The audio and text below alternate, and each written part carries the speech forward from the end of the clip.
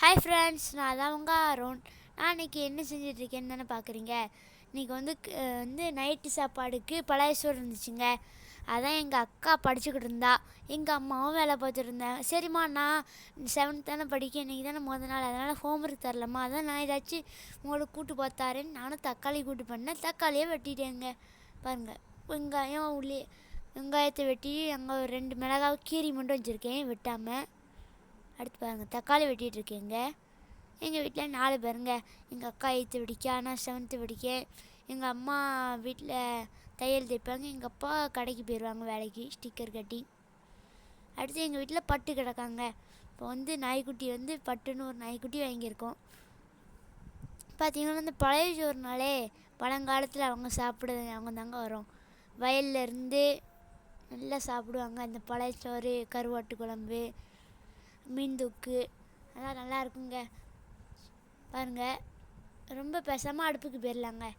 அடுப்புக்கு போயாச்சு, எண்ணெயை வச்சு கடுகையும் உள்ளே போட்டாச்சு. பாருங்கள், கடுகு உள்ளே போடையும் கடுகு வந்து கொதிக்கணும். நமக்கு கடுகு வந்து ஊற்றியாச்சுங்க. கடுகு கொதிக்கணும் பார்த்தீங்களா. நான் ரொம்ப கடுகு எண்ணெய் ஊற்றிட்டேன்னா போச்சுன்னு எங்கள் அம்மா ஊற்றி தந்தாங்க. அடுத்து வெங்காயத்தை நல்லா போட்டு வதக்கியாச்சு. பாருங்கள் எவ்வளோ அழகாக வெங்காயத்தை குட்டி குட்டியாக வந்திருக்குன்னு. கீரி வச்ச மிளகா 3 பீஸ் எடுத்திருக்கேன். எங்கள் அப்பாவுக்கு மிளகானா ரொம்ப பிடிக்குங்க, கீரி வச்ச மிளகா. அதனால் கீரி வச்ச மிளகா 3.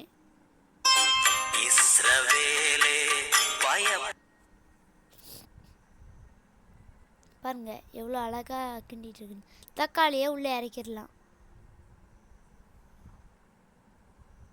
பாருங்கள் எவ்வளோ அழகாக தக்காளி கேச்சுன்னு. பாருங்கள், கிண்டிகிட்டே இருந்தோன்னா நமக்கு வந்துடும். இல்லை,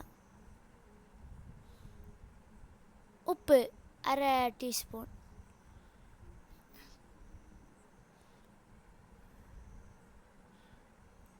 பாருங்கள் நல்லா கிளறி விட்டுக்கணும்.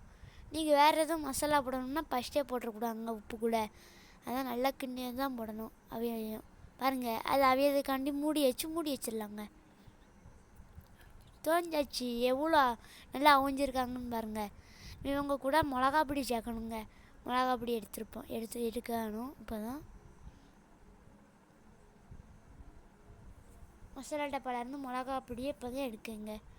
பாருங்கள், கொஞ்சம் போண்டு உங்களுக்கு தேவையான அளவு. நான் வந்து அவ்வளோவா மிளகா சாப்பிட மாட்டேன், மற்றபடி. பாருங்கள், நல்லா கிளறி விட்டுக்கணும். அப்படியே பாருங்கள், நல்லா கிண்டி விட்டுக்கணும். இந்த வீடியோவை பார்க்குற நீங்கள் சின்ன பையங்களாக இருந்தீங்கன்னா, அதாவது என்ன மாதிரி நீங்கள் தான் உங்கள் அம்மா இருக்குது இப்படி கூட்டு ஏதாச்சும் பண்ணி கொடுப்பீங்களா? இல்லை நீங்கள் பெரியவங்களாக இருந்தீங்கன்னா உங்கள் பையங்க பொண்ணுங்க உங்களுக்கு இப்படி பண்ணி தருவாங்களான்னு கமெண்ட்டில் சொல்லுங்கள். வந்து எங்கள் வீட்டில் 2 யூடியூப் சேனல் வச்சுருக்கோங்க. ஒன்று இந்த யூடியூப் சேனல், இன்னொன்று ரூபான் 123 அடிச்சேன்னா என் சேனல் வருங்க. சரி, பாய். லைக் பண்ணுங்கள், சப்ஸ்கிரைப் பண்ணுங்கள்.